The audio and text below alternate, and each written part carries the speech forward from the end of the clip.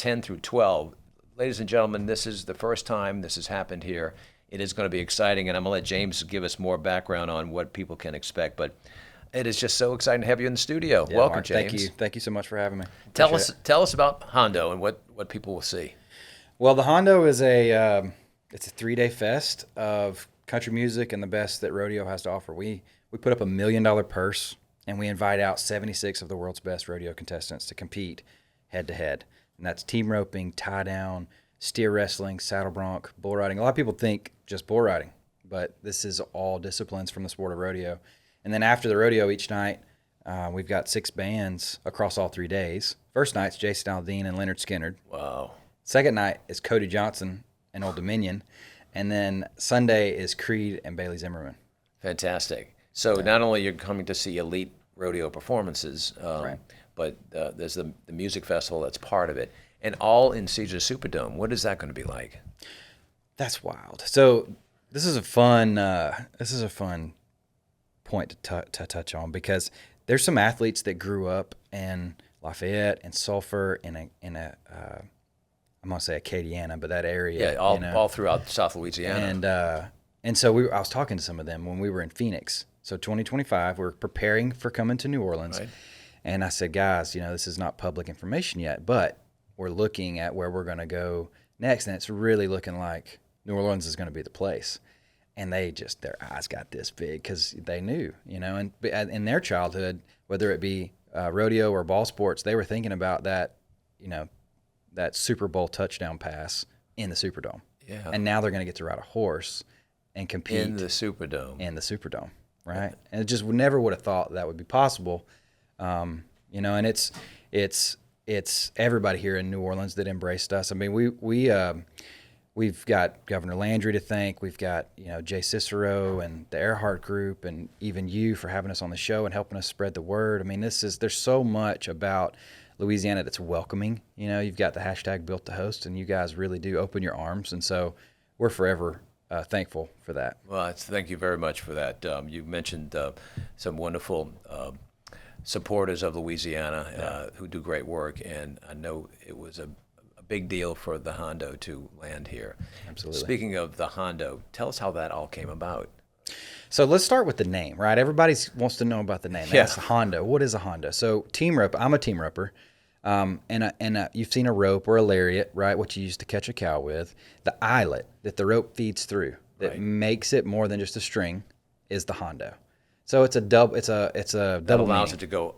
Mm-hmm. It allows it you to increase the size of the loop or make it smaller. It makes the rope functional. And so it's an easy one to remember. The Hondo. It's a couple of words, right? You can remember that. But then also for the crowd that maybe grew up in the sport or knows ranching, it means something deeper to them. Right. And that was a fun one for us to pick. But anyway, the Hondo began. My co-founder and I, Blake Cody, we're family by marriage. He's my wife's cousin. And no, that's not an Alabama thing. She wasn't my cousin or isn't my second cousin. Let's just get the record straight for that. But it's family. It's family. No, we were swapping war stories, Sunday lunch type kind of thing, sitting around the tailgate. And he had a similar story to mine in that I pursued rodeo, came close but didn't make it professionally. He pursued music, came close but didn't make it professionally.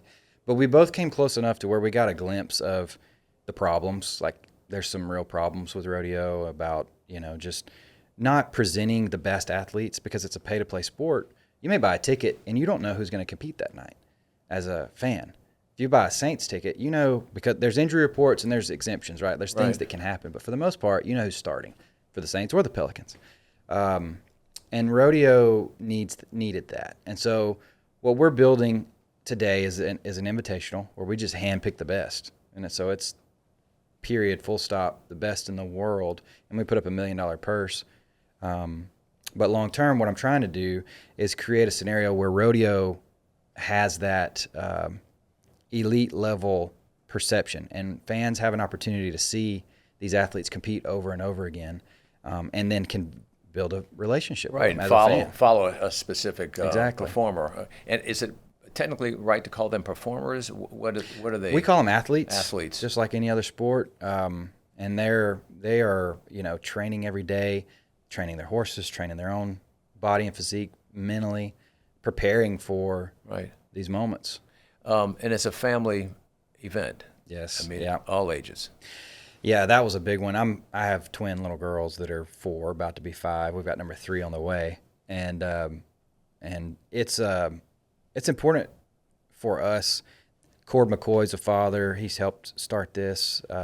Brad Hughes has got his own littles, but even Mark Shukin, he's a twin dad as well. So, but the point I'm trying to make is that it's so important for us to create an opportunity for families to build memories. Very good. Right?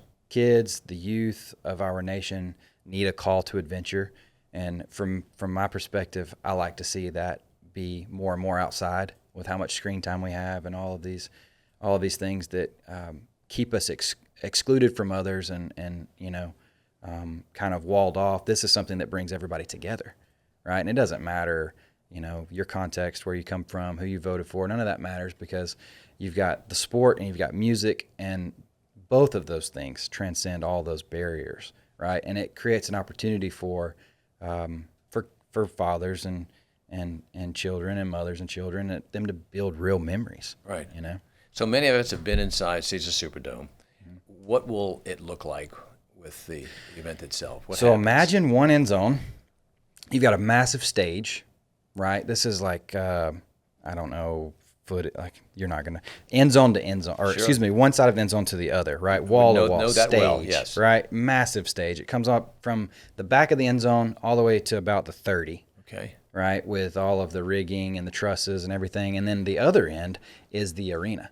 So we're going to go side to side on that, also coming out to about the 30, right? And then in between, you've got a little bit of floor space that we sell a floor pass upgrade, right? So just imagine the football field. You've got the stage on one side, you've got the arena on the other, and then on the stage side of the arena, we build out suites. We call them floor boxes, but basically it's built into the perimeter. So you better keep your hand on top of your drink. You may catch a dirt clod or something else that we don't want in our drink, but you may wind up being on a steer or something. You might, but how exciting to be on the floor and on one side watching the music, on the other side seeing the best of the best. Yeah, you're front row for the concert, you're front row for the rodeo. You're literally right over the fence. And then plaza seating as well, all the way in the lower bowl. Mm-hmm. Yes, sir. Yeah. So just imagine, really there is no bad seat. And the seats behind the stage, we killed those. We don't even put those on sale. But, anywhere around, you've got bull riding that's going to happen on one end of the arena. You've got barrel racing that's going to enter from the other.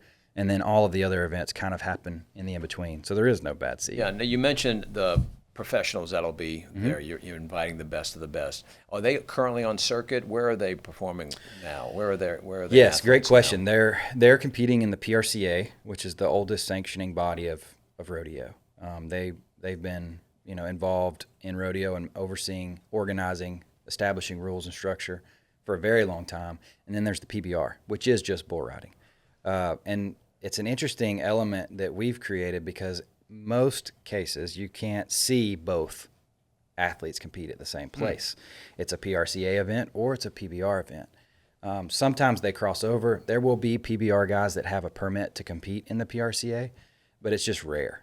And in our event, we really try, in bull riding specifically, to split the field. We try to take half the field from PRCA and half from the PBR, so you can see this head-to-head dynamic of who's the best bull rider, right? And there's a lot of people in our world. Is it like the AFL and the NFL? Kind of like that. Kind of like that, yes. That's fantastic.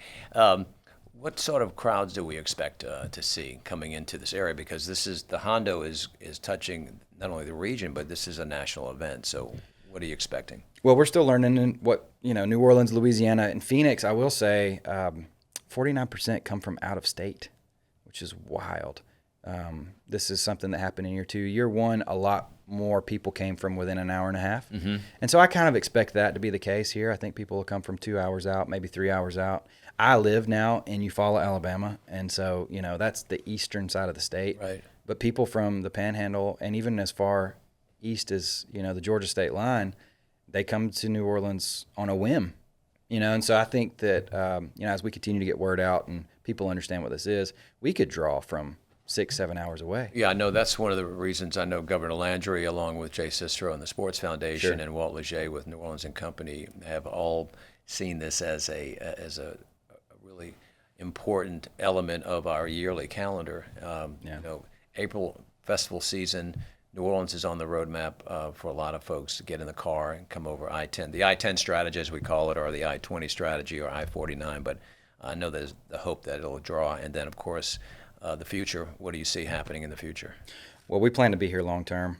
This is a proving year.